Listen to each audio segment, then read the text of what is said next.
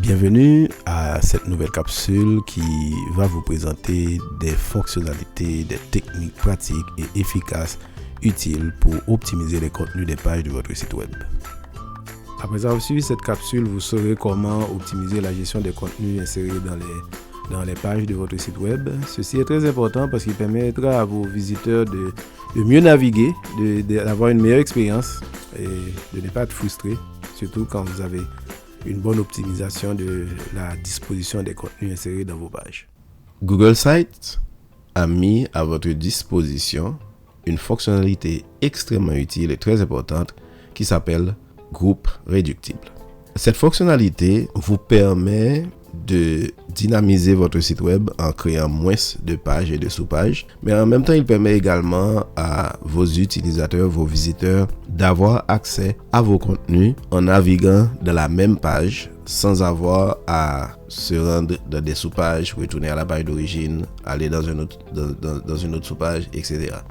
Je dois dire également que cette fonctionnalité est également disponible dans d'autres outils de gestion de contenu web, des CMS, comme par exemple Microsoft SharePoint ou l'outil open source WordPress ou également d'autres outils, peut-être possiblement Simple Update ou Joomla et autres. Maintenant, si je vous donne un aperçu, c'est que dans la même page, je peux voir seulement les grands titres. Mais en cliquant sur un titre, j'arrive à étendre le contenu au-dessous de ce titre. Donc, ce qui est très intéressant. Comme vous le voyez, donc je peux cliquer dessus une fois, je l'affiche, une autre fois, j'ai seulement le titre. Donc c'est ce qu'on appelle groupe réductible, qui permet de compresser l'affichage des contenus. Comparativement à une structure avec des sous-pages, donc je vais vous le montrer, un exemple avec des sous-pages. Donc si je clique ici par exemple, comme vous le voyez, avec les contenus réductibles, j'ai seulement une page, ici, là. Alors que ici, j'ai les mêmes contenus, mais avec une page principale et plusieurs sous-pages. Ce qui fait que j'ai plusieurs pages à gérer. Et quand je clique sur chaque sous-page, je peux voir le contenu qui correspond. Et à partir de la page d'origine, si je clique sur aperçu, et quand je clique sur ce lien, il me donne accès à la page enfant.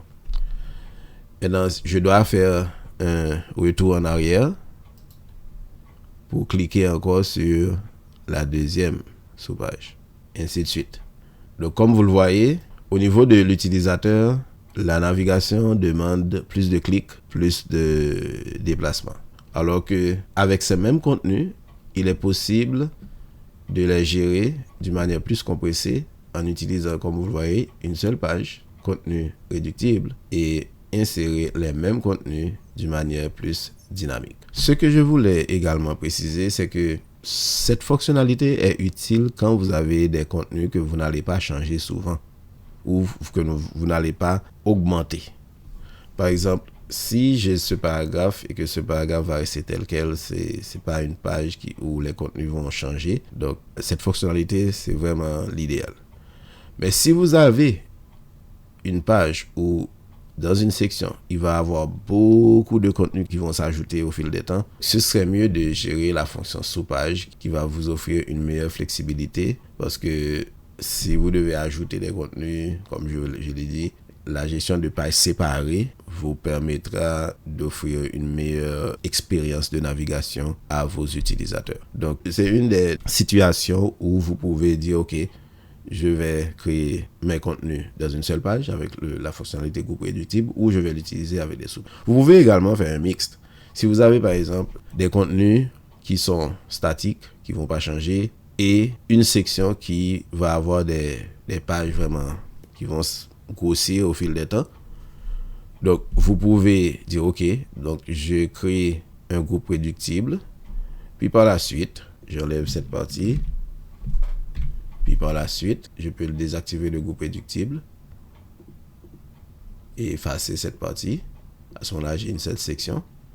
Puis ici, je vais le lier de préférence à la sous-page. Donc ainsi, vous avez un mixte de groupes réductibles et en même temps, vous avez un lien vers une sous-page. Pendant qu'on est dans la page de contenu réductible, nous allons voir comment nous pouvons insérer cette section. Donc, ce que je vais faire, je vais d'abord effacer ce qu'on avait créé. Ok, on les efface. Chaque fois que je suis dans une section, je l'efface. Alright, donc maintenant la page est vide. Juste préciser que je suis toujours dans la page contenu réductible. Donc, pour insérer des contenus réductibles, c'est très facile. Il faut juste cliquer sur insérer, comme vous le voyez en haut à droite. Par la suite, vous pouvez faire défiler la barre et accéder à cette fonctionnalité groupe réductible. Une fois que je clique sur groupe réductible, comme vous le voyez, j'ai un gabarit qui s'affiche dans l'édition de ma page qui me permet d'ajouter un groupe réductible. Maintenant, vous voyez en haut, on a le bouton qui permet d'activer ou de désactiver le groupe réductible. Ce qui signifie, si j'ajoute un contenu, on va l'ajouter. Je fais un copier-coller parce que j'ai déjà des contenus pour vous faciliter la tâche. Donc, et voilà, donc si on clique, on désactive réductible, automatiquement, le contenu va être statique. Il ne sera pas réductible. Mais par contre, si je l'active, automatiquement, j'ai la possibilité de faire disparaître l'espace où s'affiche le contenu pour une meilleure dynamique pour vos utilisateurs. Vous avez également la possibilité de dupliquer le groupe.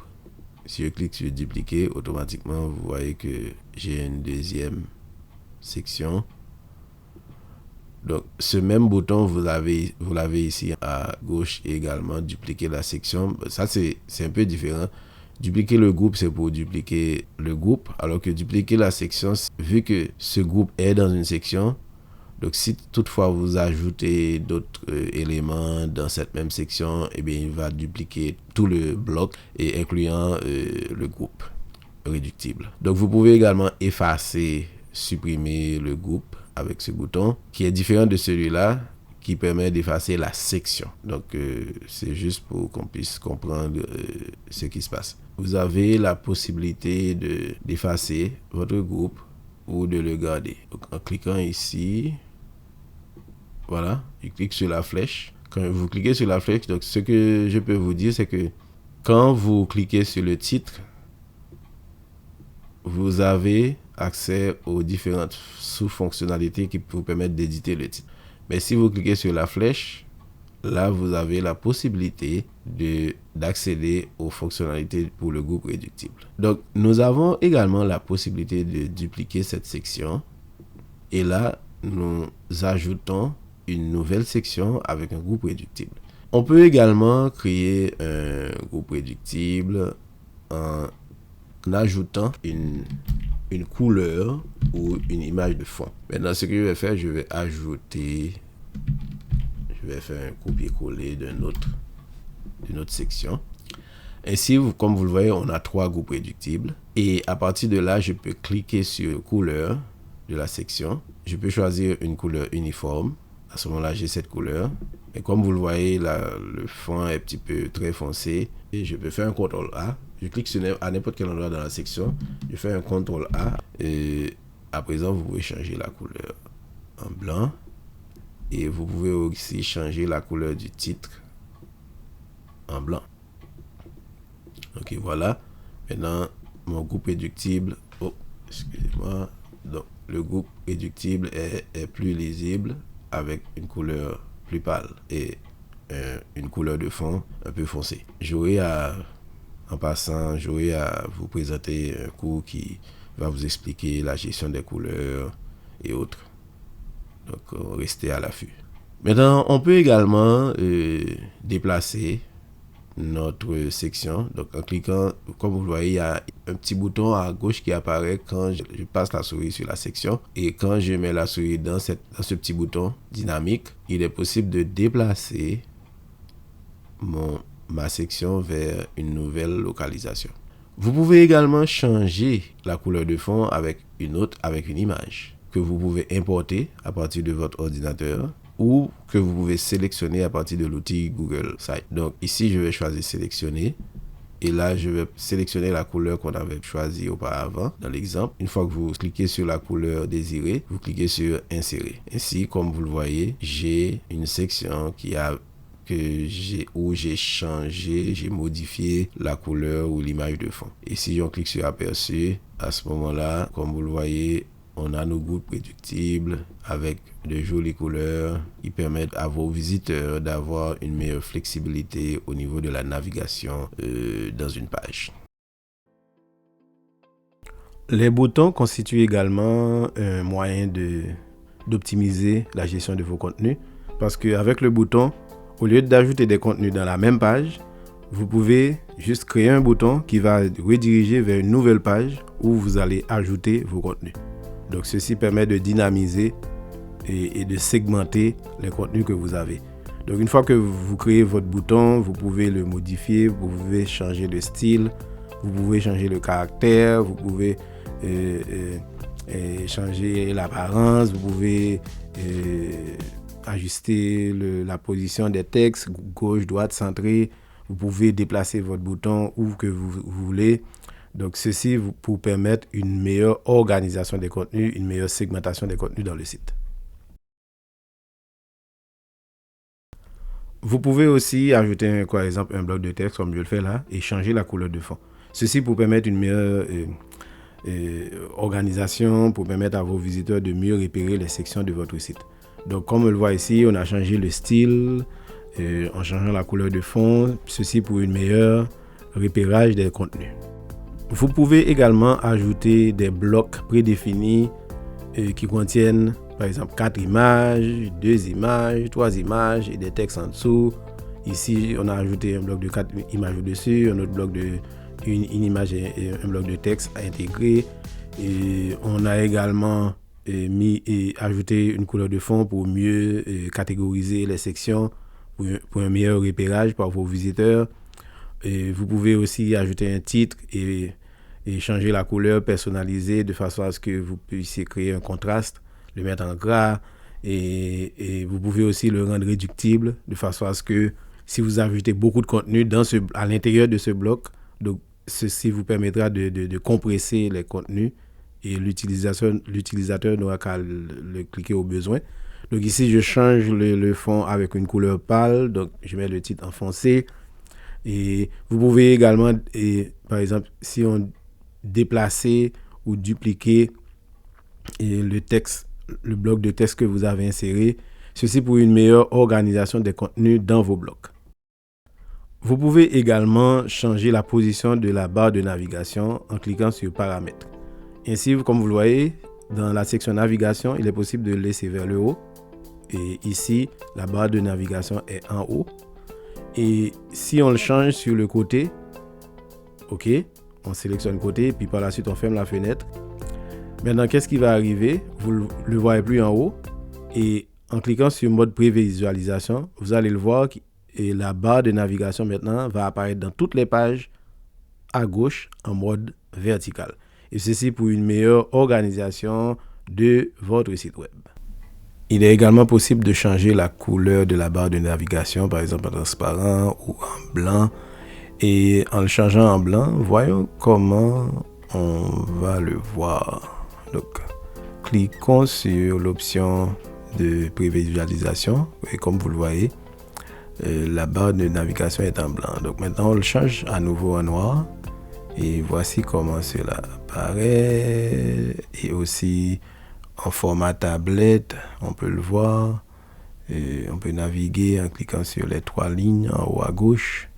En format téléphone, voilà, en format ordinateur de bureau. Donc, vous pouvez également aller jouer dans l'affichage si vous voyez que vos objets sont mal affichés. Par exemple ici, je déplace les objets uniquement à gauche et en prévisualisation, voilà, donc l'affichage apparaît correctement avec les titres et les images. Donc j'espère que ces notions vous ont aidé à mieux optimiser l'organisation de votre site.